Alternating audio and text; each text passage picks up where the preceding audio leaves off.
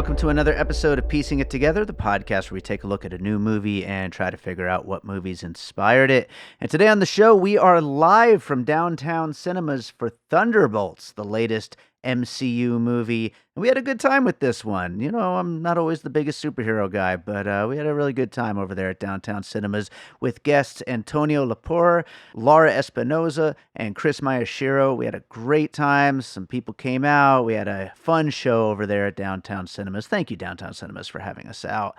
And we're going to get to that here in a second. Before we get to it, I do want to remind you, as always, to make sure you are subscribed to Piecing It Together wherever you listen to podcasts. You can follow us on social media at Piecing Pod, and don't forget to join our Facebook group, Popcorn and Puzzle Pieces, where we continue the conversation about all the movies we talk about here on the show. So with that said, let's get into Thunderbolts. All right, we're going to get this thing started. I am David Rosen, the host of the Piecing It Together podcast. We're going to talk about the movie we just watched. But before we get into Thunderbolts, I do want to start off by introducing my panelists here. So Laura Espinoza, first time on the show. Introduce yourself. Tell everybody what you do. Hello, everybody. I'm Laura Espinoza. I've been in the film industry since pre-college, but then kicked off after college. I made a couple full-length features. I have a dying IMBD because I don't pay for it anymore. But I was somebody at some point in time. Now I just produce corporate events because I sold my soul because I like paychecks. But other than that, it is what it is. So Paychecks are good. they are. They're very nice. Yeah, we all like paychecks. So yeah, absolutely. Anthony Llapur, first time on the show. Anthony, introduce yourself. Yeah, hi, it's Antonio, actually. Did I say Anthony? Antonio, yeah. You get Tony's fine. Yeah. I'm Antonio Llapur. I'm a local director and indie producer, I guess. You might remember me from such films as the feature Space Detective. All right. And our new short At Living Ben, which played here in town at Desert Waves over in the fall, but we are playing Chicago horror couple weeks. Fantastic. Yeah, pretty excited.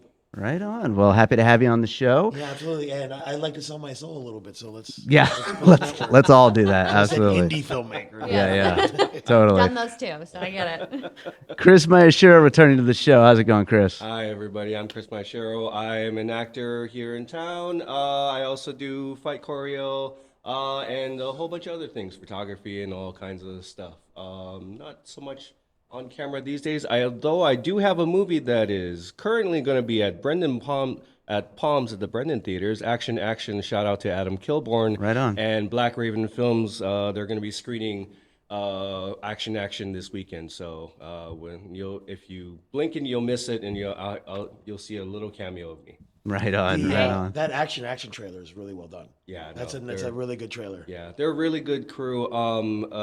I've known them for years. The first feature I produced, we took it to Pasadena at a film festival there, and it was the first time I saw the short that Adam Kilborn and Adam Zielinski did, Action, that eventually became this feature that we have. So. Right on. Well, glad to have all you guys here on the show today. Going into this, I mean, I've said it on this podcast many times. I'm just not really super into these superhero movies that much, but I mean, I see them all and, you know, I enjoy them to a degree. I wasn't sure what I'd think with this one, but I had a good time with it. I mean, we'll get into it as we're getting through it, but I think it was a good mix of something new, something that is the same as all of the other ones, but also some solid action, some good jokes, and a good, kind of family story between these new characters altogether. But we talk about movies on this podcast through the lens of what movies might have inspired the movie that we just watched. And so we're going to go through some puzzle pieces, is what we call it, for anyone who hasn't heard the show before.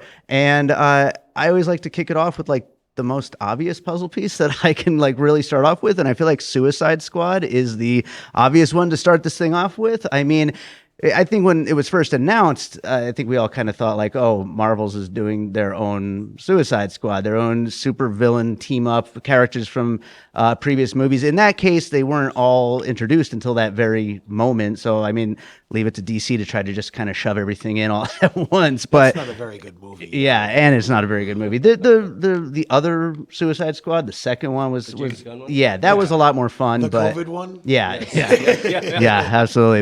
The first one not good at all, but definitely the same kind of concept to take these villains and kind of put them together and make a team, and also the setup for the characters within the movie, that it's like this government agency and they're kind of like forcing them to kind of work together. And here it goes in a different direction in that they kind of realize right away, but like it starts off though where like the government agency is kind of getting them all together in this room and kind of pitting them against each other, and then they kind of take it from there and go in their own different direction. But definitely I think some Suicide Squad to kick this thing off, and obviously nods of approval from all three of you over here, so I'm sure we were all thinking about it. But Laura, let's go to one from you. That was my very first one that I wrote down. Sure. Was the Suicide Squad. But so I did Logan. Because it leans on the darker emotional territory, which like Bob, like fighting with his past and who he wants to be versus who he is. And, Logan very much in all of the Logans, of like who he was versus who he is, and then like Xavier pulling him out to like really shine, which obviously was Black Widow in this one. So just that was my next one. I think that's a great one to include here. And I mean, both are movies that deal with like the pain of these characters and everything that they're going through. And I think there was some really cool like unique visual effects in the way that they kind of brought out what Logan was going through in that movie, and just like that like real like intense slow motion, all that stuff that they were doing. And then in this, with the darkness like enveloping all of New York and every person and all that stuff, I feel like that was kind of playing into that same kind of thing of kind of bringing the inner turmoil of these characters out and into like a cool like visual superhero effect kind of thing. So yeah, I think Logan's definitely an interesting one. Either you guys were thinking Logan over there? No. Yeah, that's a great. I hadn't thought of it either. Really So cool. Yeah, no, it's a really good connection. I'm glad that it came up here because it definitely fits really well. But Antonio, let's go to one from you. Well, golly, I think, if you're going to look at all the pictures that inspired this one, you can be here for a few hours. There's probably a lot. Yeah, I mean, obviously it's a mirror of the original Avengers movie. It's like they're the poor, broke Avengers, basically. They're coming together, they have the superpowered foe they got to team up against and all that. But I mean, it's pretty evocative of any Men on a Mission movie, Dirty Dozen, going all the way back to Seven Samurai. It's a bunch of weird guys get together to help somebody out. The Suicide Squad connection, yeah, obviously, down to the villain. Yeah. Is basically just Amanda Waller. I think the last few Marvel projects have been really kind of like politically flavored. Yeah. They talk about a big brightly colored president monster running around. Tulsi Gabbard is the villain in this. Sorry, I don't mean to get political, but I mean the hair. Good Lord. Yeah, right. So there's a lot of that going on too, which is pretty cool because I mean, watch Daredevil. That's pretty political too. So I think Marvel's kind of biting a little bit, which is nice to see. But other movies, yeah, Suicide Squad is probably the closest thing to it. Obviously, just in the main tone. And I think, but bringing up like Dirty Dozen and going back to Seven Samurai, I mean that's I feel like that's something that has all of these superhero team ups in some way or another, that it fits perfectly with any of them. And here, especially because we're getting that kind of like ragtag group kind of thing. Every superhero team up movie is Seven Samurai. Yeah. I mean, some of them are more obvious than the others. If you look at the Zack Snyder Justice League, like he is really going out of his way to try to do the Seven Samurai setup at the beginning, even though it's really slow and boring. But Joss Whedon's Avengers, his first one, it's the same kind of deal. Like, hey, I'm this expert and I'm this middle-aged guy expert. I'm bringing together this team of unique individuals with extraordinary powers to right the wrong. So I enjoyed this though. This was a lot of fun. I wasn't expecting to be like as into it as I was. Yeah, no, absolutely. I had a really good time with it. But Kris, let's go to one from you over there. One I wasn't expecting to walking into this, a little bit of Inception. Like toward the I wrote that down. In that void, and I guess by that extension, like any work like by Satoshi Kon, like I think like having those dream sequences, even down to like how they were shot and like how they were lit in some of those scenes, like I mean, really reminiscent of what Christopher Nolan did with Inception and some of those scenes, specifically the flashback scenes with Leo, with his children and things. So I thought that was really kind of an interesting thing that I was not expecting to see in this movie. You could take that a step further and even go Dreamscape from like the 80s. Yeah. Yeah. See, so Dreamscape's a cool one to include there. And then I'll just go to my next one because it kind of goes right along the lines of what you're talking about there. And I was thinking of Eternal Sunshine of the Spotless Mind. Jim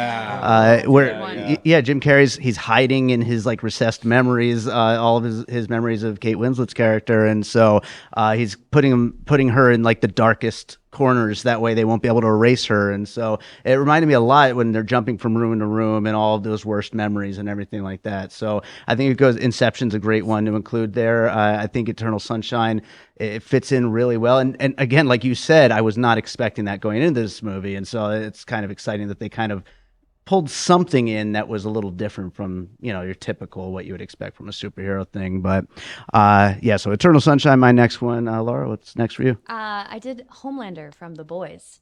Okay.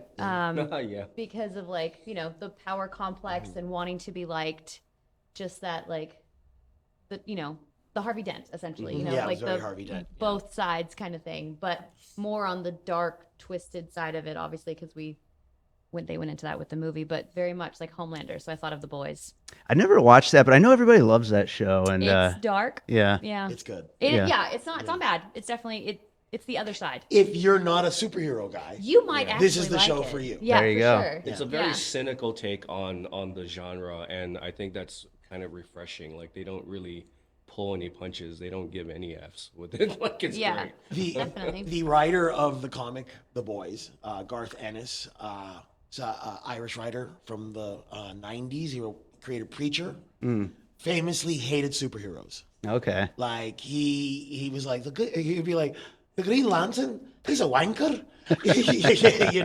And he famously hated superheroes. He wrote his only DC superhero book I think he ever wrote was called Hitman, and it was a guy who killed superheroes.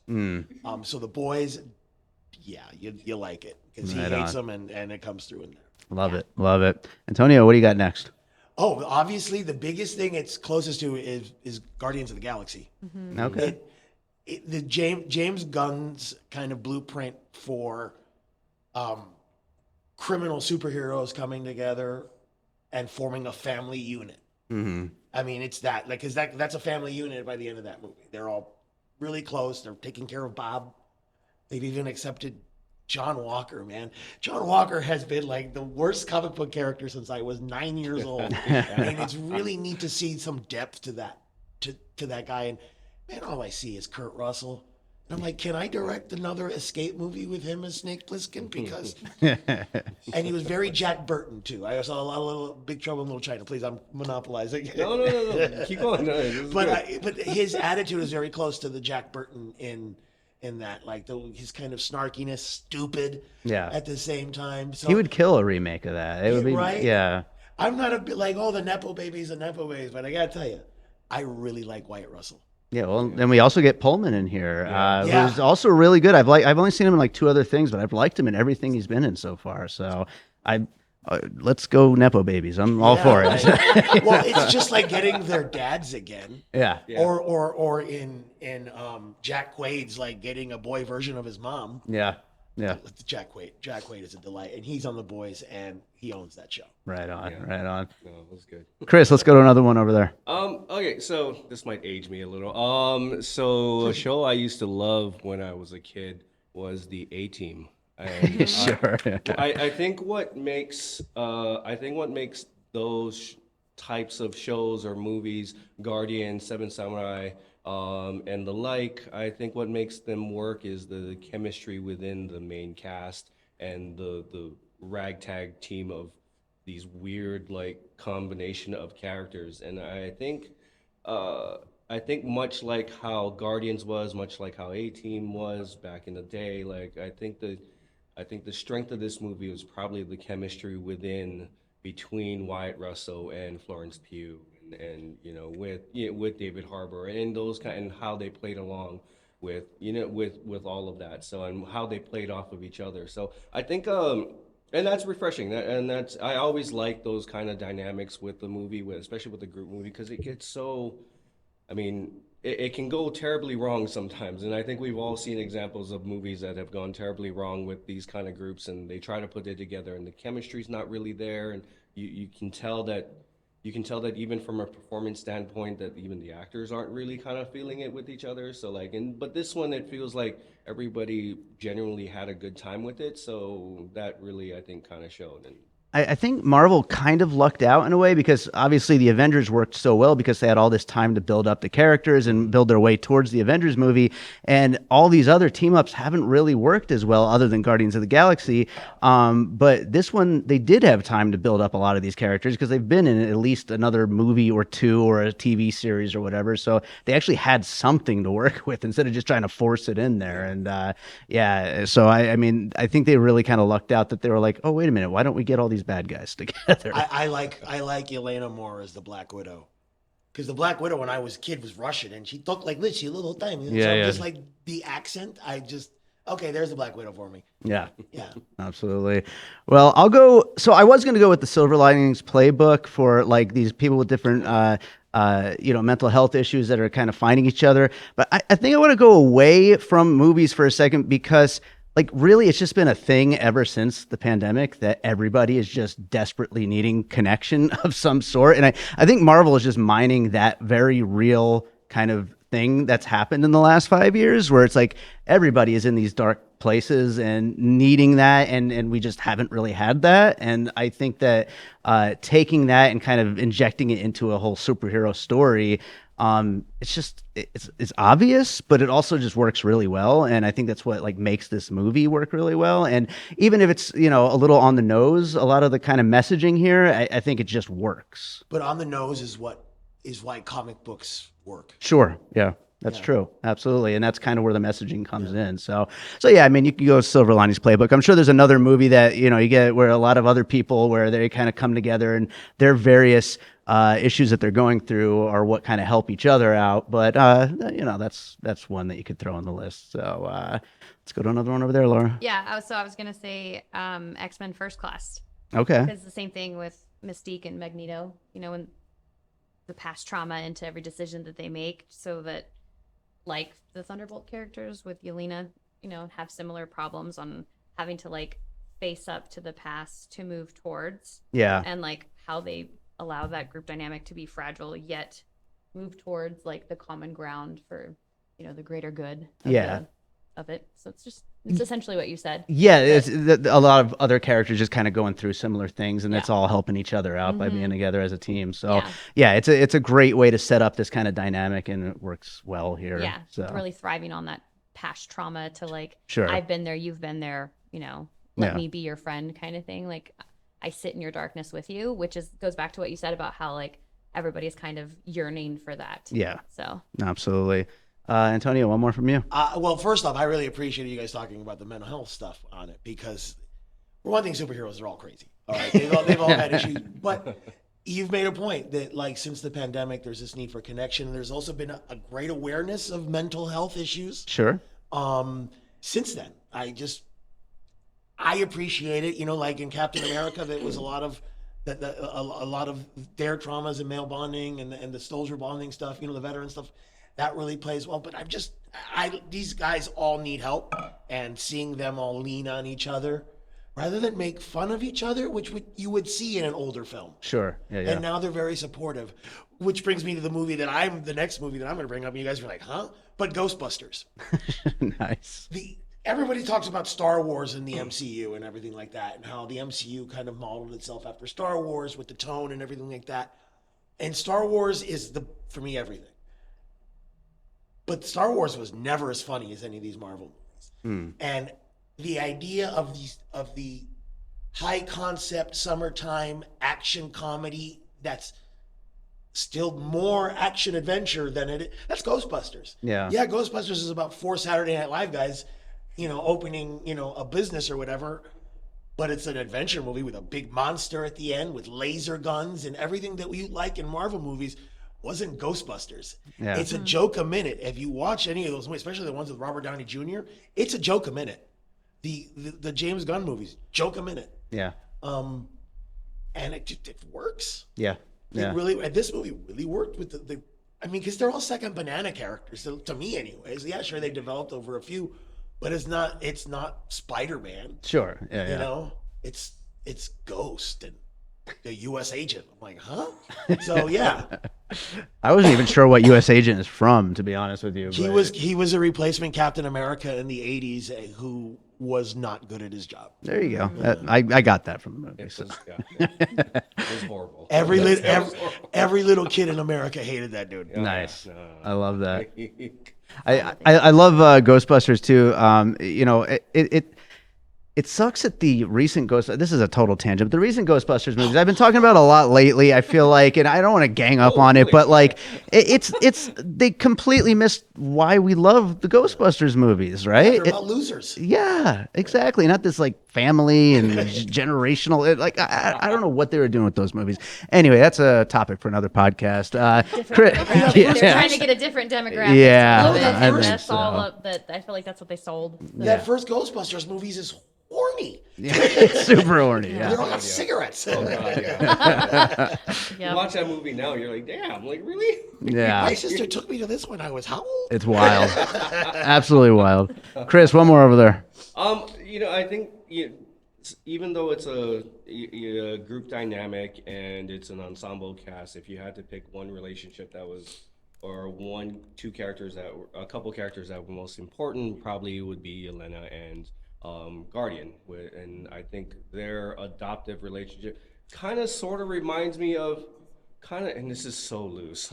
this is so loose, but like it kind of reminds me of Leon the Professional. How you had these two characters that were kind of put together and then thrust into very odd circumstances, and even though it's a completely different circumstance and a completely different relationship dynamic with Leon the Professional, if you guys have ever seen that movie, I think it shares a little bit of similarity between the two. I just think putting them in these really kind of crazy situations, but still at the heart of it being in the case of this movie, a father-daughter relationship, you know, and continuing that relationship and continuing to explore real things that happen within those relationships with other people. You know, people separate, people get become distant even between parent and kid. So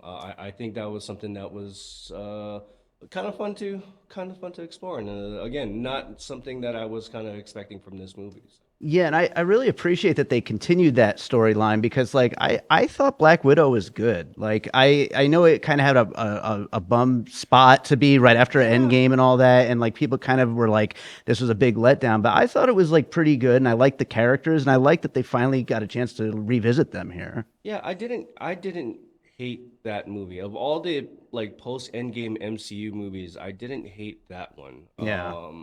And I definitely wouldn't put it at the bottom of that list of post Endgame movies. Yeah, So, yeah. It should have just come out in 2016 or something. Yeah, Yeah, exactly. That would be the Yeah. biggest like thing. Like it should have came out like 5-6 years before it actually did. Yeah, And because then the we'd- character development would have made more sense had it Totally. come out 4 Yeah. years prior, Yeah. because it was like an aha moment Yeah. getting all that information after Endgame. I was Yeah. like, oh, So okay. And then we'd have a lot more Florence Pugh in the MCU over these Yeah. last 10 years, so that would have been nice. She's So, great yeah. too. Yeah, I know. Like, Yeah, and she it's plays just- that character so well. yeah. And Endgame spoilers, but to put out the Black Widow movie after she's dead is just like, okay, well. Could you imagine if someone here hadn't seen Endgame and they're watching this stuff? Like, What? Yeah. What a sad day. Joe. all right. It's like spoiling the Titanic. Yeah. By the way, the ship sinks. Like, Yeah, and everybody dies, like, but it's that's fine. just like sorry. So I want to open up to the floor, see if we've got any puzzle pieces out here. Does anybody have anything? We got one right here. Okay, so this is like a very specific scene, but when she goes into the forest and it's like snowing, it's all dark. I thought of Stranger Things because it was like kind of like the upside down. Yeah. Right. If you've ever seen Stranger Things. So it was like a very specific part, but my mind immediately went to that. And then she sees like the characters talking and she tries to like interact with them, and then she like gets in the way, and that's a lot like Stranger Things. So that's immediately what I thought. Yeah, I like Yeah, that. that's a good one. Absolutely, and the visual of the way that they kind of go inside the mind like that, it like definitely kind of brings up how they do that there. So And, like, yeah, when, they're like in all the settings and stuff, and she's like seeing herself like in the bathroom, like in Stranger Things. you know, like Elle sees herself like sitting in the bathtub and stuff. So yeah, I just thought it was like a little parallel moment. Very cool stuff. Absolutely. Anybody else? Right here. This is a movie. It was a DreamWorks movie called Rise of the Guardians, 2012. Okay. So this is the one where it had all like the kind of like mythological like creatures. It was like Santa and the Easter Bunny and like the Sandman. So the villain in that movie is very similar to Dark Century. He like his name is like Pitch Black, and he's like a nightmare guy. And so he's like he basically turns people into shadows, very similar to this. Oh, and like nice. gives them like fear and like shame and self-doubt kind of thing. So very similar villains. I like that. Any of you guys seen that one? I have, and I'm just trying to wonder how that little girl didn't call the Red Guardian Santa. Right. And just like they made the joke early in the movie, they needed to pay that off. Yeah, totally. Red Guardian, yeah, and the Santa thing. Yeah, it's actually pretty good. Yeah. I- It would have made a full circle moment. Yeah, Totally. but- Yeah. That would have been They missed really the good. mark. Yeah. Ladies and gentlemen, that's what they teach you in screenwriting 101. It's called reincorporation. You set up a joke at the beginning of the movie, and you got to pay it off at the end. It's Chekhov's gun. Gotta pay it off. I haven't seen that movie, but just to throw an extra one in here, is anyone else thinking of Inside Out 2? As far as like the inner thoughts turning the character dark and everything, and she's No, but that's a good correlation for Yeah. sure. Especially with like the spinning. yeah, Yeah. absolutely. I think I saw another hand somewhere right here.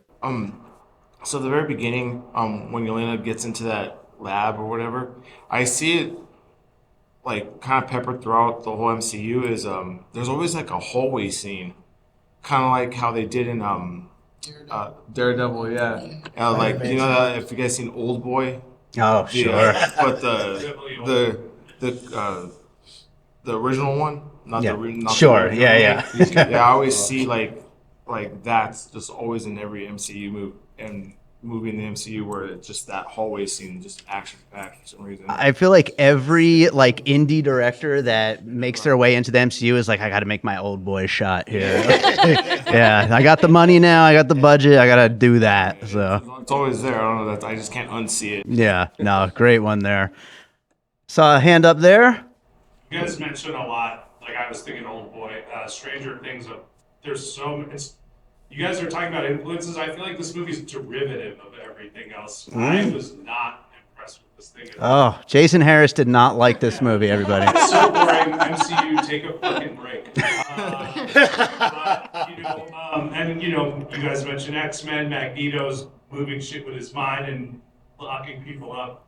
I was thinking for the dream aspect, the Cell, Jennifer Lopez crazy movie where they're going inside and playing on the deepest, darkest fears. Yeah. Sure. So, Yeah. but yeah, you guys mentioned so many good ones that are way better than this movie.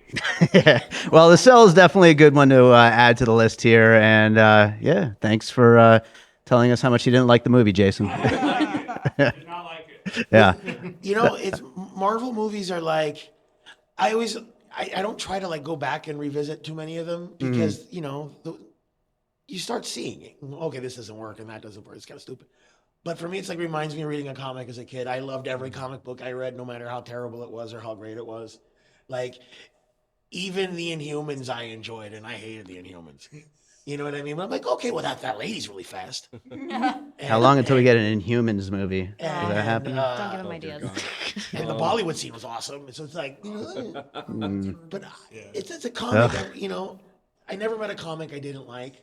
And with superhero movies, I can 9 out of 10 times I'm like, oh, it's a great movie, but I had, especially I go to the movie theater. Oh, forget. Well, I mean, that's the best. You get to go to the movie theater with all these people, and So, any others? We got a hand right here. Points are, goes as well. Jason's points are What- right though. Yeah. He makes valid arguments for sure. What was that?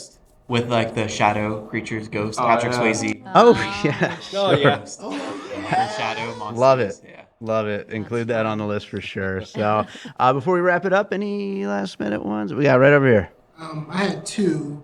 Cairo, Pulse, the Japanese film. Pulse. Yeah. The depression and fading away, and everything everywhere All at once, yeah. The everything bagel and the boy are pretty similar. Yeah. And the overpowered villain. then you have to talk down basically to save the world. Yeah. No, yeah. We got that darkness, that depression and everything and all the mental health issues in there. And then also, by the way, killer score. I really like the score here. Same composer, Sunbox, I think his name, their name is. But yeah, really cool score in this movie. But yeah, let's get into some closing thoughts. Laura, anything you want to mention that we didn't talk about yet?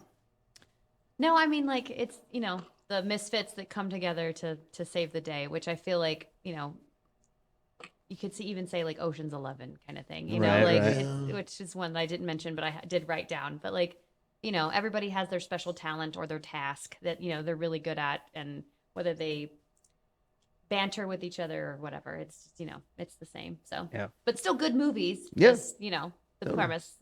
Yeah. I think the Red Guardian has an amazing look. I'm annoyed that I stopped acting in high school because that could have been me. I liked the post scenes. The post scenes in Marvel, like it's always that little extra bit of candy, I guess. Yeah. And they've been really lame. Well, they don't know what they're doing the last even, 10 years. Even but the yeah. Deadpool ones were lame. Yeah. These were pretty good. Yeah. They give you information what's coming up. They were funny. That scene with the Red Guardian trying to pick up the lady in the thing with its face on the Wheaties box is all hilarious. I like David Harbour a lot. He's really talented. He was my favorite thing in the movie. Yes. And that the Sentry is Bill Pullman's kid. Yeah. Yeah. Get out! Today Yeah. we celebrate our Independence Day. No kidding. Yeah, that's He was right. very good. Wow, look at that. He didn't Yeah, look a thing like him until he had the blonde hair. Yeah, yeah. Yeah, I enjoyed it. I mean, it's not Shakespeare, but it's better than half of the stuff they've put out, of late. So Yeah. yeah. Right on. How about you, Chris? Every time I come to one of these movies, I remember what it's like to be a kid, and remembering picking up my first comic for the first time, which was a Teenage Mutant Ninja Turtles original, the original Kevin Eastman and Peter Laird run, right? And I remember what it's like being a kid, and I remember thinking all those years growing up, enduring the tragedy of X-Men in the 90s and those kind of things. Hey, look, I loved X-Men 97, but let's not kid ourselves. The X-Men cartoon was good because that was all we had at the time. So let's be honest here, okay? And I love Bar X-Men. was on the ground. But every time I see one of these movies, and whether they're good or bad, and I've sat through the bad ones. I did a night where I went through Morbius, Madam Web, and Craven, and if there was regret at all ever, that was that night. So, but even the bad ones, I get to remind myself, like, hey, this is something that I've been waiting for since I was a kid, and that was a long time ago because I'm old. So, like, I'm grateful that I get to kind of see these movies, and I'm grateful to get to see it with you guys. So, and by the way, congratulations on 40th. This is our 40th live show. 40th live show. Yeah. So, congratulations, David. Thank you so much. Thank you. Yeah, I'd just add that, I mean, you guys kind of mentioned it, but the cast is great here. I mean, even if the movie is more Marvel, basically, like for the most part, I mean, it's a really good cast, and I think they really had a great rapport between them all. But yeah, no, I had a better time with it than I expected. I actually like those three movies that you mentioned, even though I know everybody hates them so much. I thought they're dumb fun, and this is above that. So, Because you're a comic book guy. Yeah. That's the thing. A lot of the comic book folks are really slavish to the material. Right. It has to be like the Yeah. best thing. And, and those movies are just silly, So this was a step above. But yeah, so I think that's a good place to wrap it up. Laura, where can people find you? Nowhere. Okay, I keep perfect. my private life to myself, but I am on social media. I am all over town. I do events and produce a bunch of stuff, whether it be film events or anything. Yeah. Perfect. Right on. How about you, Antonio? You can find me at I'm at Antonio Llapur on Instagram, and then you can reach my company Swamp Media Group, woohoo, or at Swamp Media Group on Instagram and swampmediagroup.com. Right on. And Chris, how about you? You can find me mostly on Instagram sharing memes. Chris.Mayeshiro, or my photography and art page, KM2 Creative.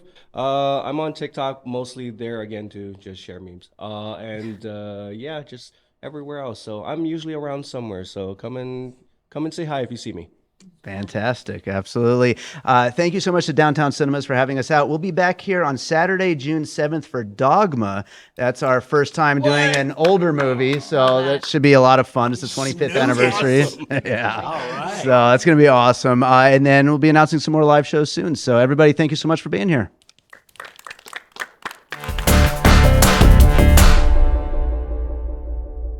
Hi, this is Wax Trax Records here on 2909 South Decatur.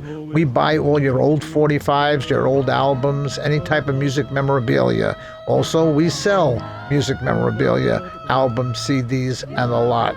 Come on down to Wax Trax, 2909 South Decatur, or give me a call at 702-362-4300. Thank you very much. All right, so I hope you enjoyed that conversation about Thunderbolts. Thank you so much to Downtown Cinemas for having us out. Thank you to Antonio Llapur, Laura Espinoza, and Kris Mayeshiro for joining me on that one, and to everybody who showed up to Downtown Cinemas. So awesome to be able to do these with a crowd, with some people, going to the movies together. That's what it's all about. So thank you so much to everybody who showed up. And thank you to you for listening. If you're enjoying piecing it together, make sure you are subscribed. You can also subscribe to my Substack, which I've been building up lately. I've been using a lot more. I'm trying to get off the usual social medias. I do too much damn social media. So I got to cut some of that out. So I'm doing a lot more of the Substack. So maybe go subscribe if you get a chance. And I also want to remind you that although, with my music career, I also score films, I put out albums of very serious instrumental music, but I also have a project where I make silly, ridiculous, dumb songs with my pets. And the new one of those, the group is called the Pup Pups, and the album is called Another One Already, but You Just Had One, is coming out this coming Friday. And we just did an album listening party. On Friday, there will be a album commentary track here on the podcast, and you'll be able to buy the album on CD or digital download, and of course stream it on all of your favorite streaming services. I'm going to play a song from that album. How about that to close us out today instead of one of my regular pieces of music? What could I play, though, that will kind of fit within the realm of Marvel or superheroes, or I don't think there's anything on this album that'll work for that. You know what? I think this is maybe the closest I'm gonna come for something that works from the Pup Pups for a superhero movie. I don't know. This is a song called Black and White about our new tuxedo cat, Duckland. On the surface, it might not seem like it would have anything to do with this, but we are talking about a team of superheroes who are originally bad guys and, can't judge a book by its cover. There's nothing in the world that's black and white. And that's what this song is about. There's nothing in the world that's black and white. You think you get a new cat and it's not going to fit in with the rest of the cats, but you open the door, she comes in, and next thing you know, they're all buddies. So that's what this song's about. How's that for connecting a Pup Pup song to Thunderbolts? Anyway, this is Black and White from the Pup Pups album. Another one already, but you just had one, which will be out this Friday. Hope you enjoy it. We'll be back with more piecing it together real soon. There's nothing in the world that is black and white. No matter if you're wrong, no matter if you're right. There's nothing in the world that's as cute as that girl. The way she makes that quack makes my whole head twirl. And the way that she moves, it makes us all go crazy. And you know that little cat is a pretty little baby. There's nothing in the world that is black and white. She sleeps under the bed almost every night. Every day is like magic, wonder what she'll do next. That new tuxedo cat is really the best. Even her grandparents love her, and they don't even like cats. It's only been a couple weeks, but the whole time has been a blast. There's nothing in the world that is black and white. Introduce a new cat and it's gonna be a fight.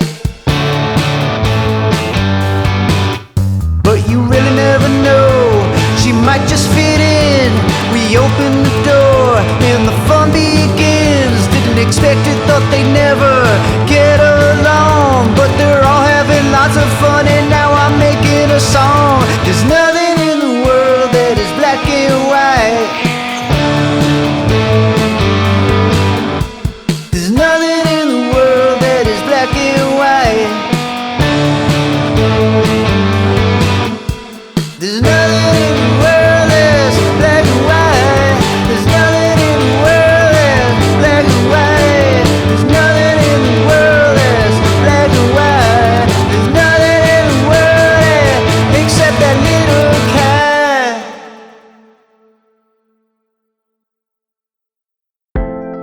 An All Points West production, produced by David Rosen in Las Vegas.